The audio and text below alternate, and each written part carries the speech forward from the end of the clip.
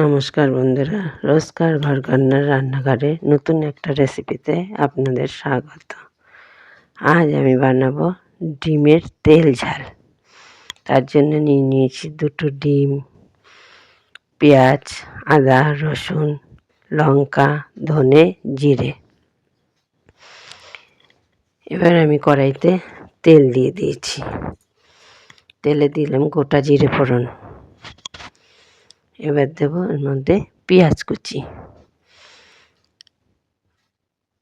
পেঁয়াজ কুচিটাকে ভালো করে ভেজে নেব। আর আদা, রসুন, জিরে, ধনে, লঙ্কা, ওর মধ্যে একটা টমেটো দিয়েছি, দিয়ে একটা পেস্ট তৈরি করে রেখেছি। এবার আমি এই পেঁয়াজটাকে একটু ভালো করে ভেজে নেব।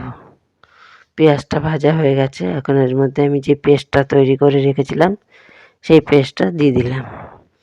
এবার এই পেস্টটাকে আমি খুব ভালো করে কষে নেব।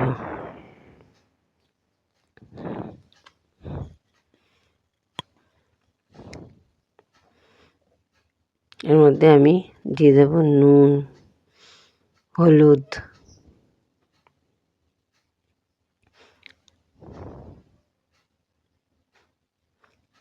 মশলার বাটিটা ধুয়ে একটু জল দিয়ে দিলাম।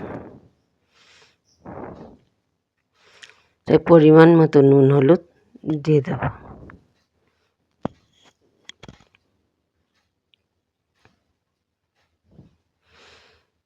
এবার এই মশলাটাকে আমি খুব ভালো করে কষে নেব। কোনো মশলার যেন কাঁচা গন্ধ না থাকে। মশলাটা ভালো কষা হয়ে যাবে বা তেল ছাড়িয়েও যাবে। মশলাটা ভালো কষা হয়ে গেছে। এর মধ্যে আমি খুব সামান্য পরিমাণে একটু জল দিয়ে ঢাকা দিয়ে দিলাম, যাতে ভালো করে ফুটে যায় মশলাটা জলের সঙ্গে।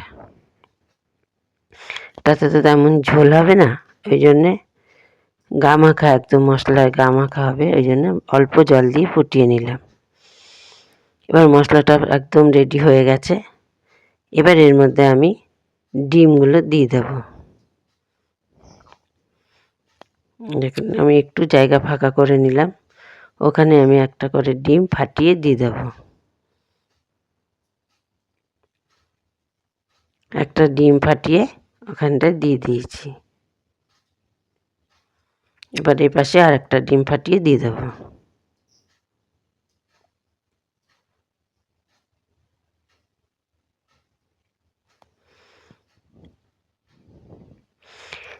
এবার দিয়ে দেবো ডিমের উপরে সামান্য পরিমাণে নুন। একটু গোলমরিচ গুঁড়োও দেওয়া যেতে পারে, এখন আমার কাছে নেই তাই দিলাম না।